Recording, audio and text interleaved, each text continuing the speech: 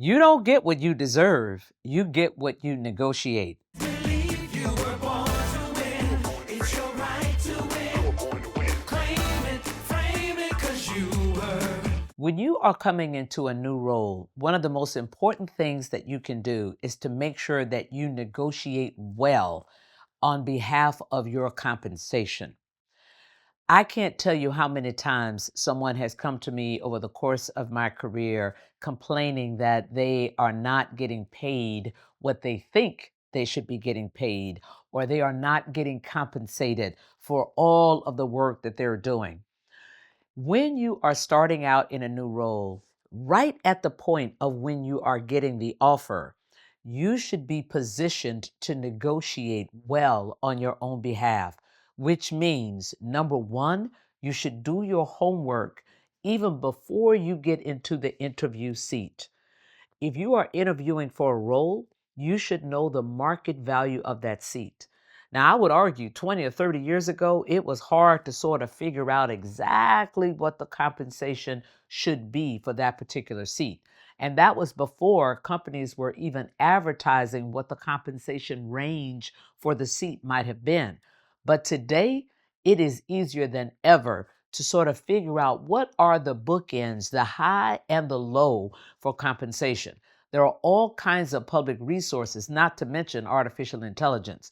You can simply go into one of the artificial intelligence platforms and say, what is the compensation for a technology solutions provider that lives and works in the state of North Carolina with 8 years of experience and a bachelor's degree?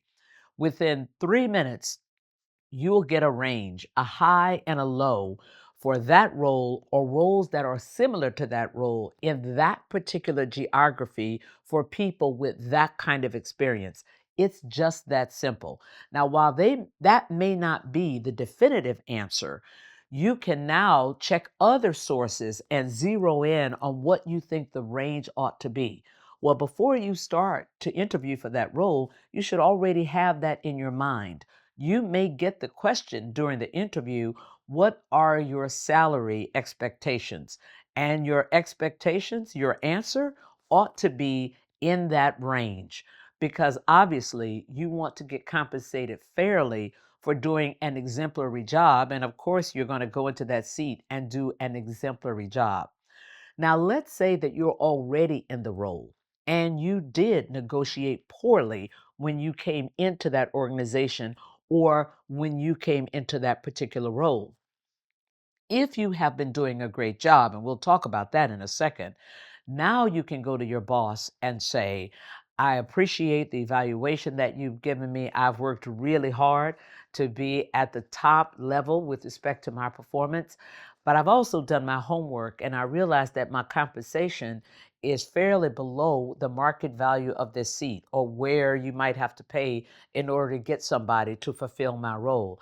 I'd like to talk about how we catch up so that I can get the right compensation commensurate with my contribution in this particular seat. Now, your employer already knows whether or not you're being paid fairly or whether or not you're being paid below level. Now, you may get a bit of a challenge, but you need to have done your work. Number one, you need to be clear on the level of contribution that you're making, and you need to be prepared to go several rounds in that conversation. Now, generally, if you have been underpaid for a long period of time, you may get a response that says, I take your argument, that is very fair, but we cannot give you that kind of jump in 1 year because we don't do that. Now you want to say, let's talk about how I might get there and how many cycles it might take me and what we might do and who we might need to speak to in order to accelerate that timeline. But you want to make sure that you're having that conversation if you need to catch up. And here's the deal, the market may have moved a lot since you took that role. And you want to make sure, again, that your company is prepared to keep up with that. Because if they had to hire someone from the outside, they would have to pay market value. But you need to be armed with the information. You cannot go into a conversation and say, I should be getting paid more and not have the proper data. The second piece of data that is really important is your performance. Do you know whether or not you are doing an exemplary job? And if you are not doing an exemplary job, why not? Do you need more training? Do you need more resources? You need to be prepared to have that conversation before you drill in on the compensation conversation. But knowing your worth and having your worth reflected in your compensation is something that is important for your own motivation and your own ability to continue to grind and grind hard in that organization. Nobody would want to be paid below their level of contribution. Nobody, from the top to the bottom. But it's only one person's responsibility to truly understand that, and that is you.